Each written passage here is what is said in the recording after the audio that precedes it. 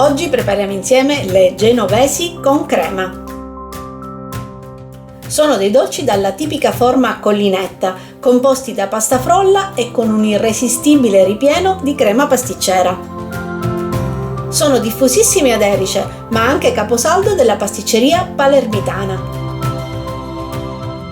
Si ritiene che il nome di queste incredibili bontà provenga dalla tradizionale forma del cappello dei marinai genovesi, che un tempo frequentavano, grazie ad intensi scambi commerciali, le zone nei dintorni di Trapani.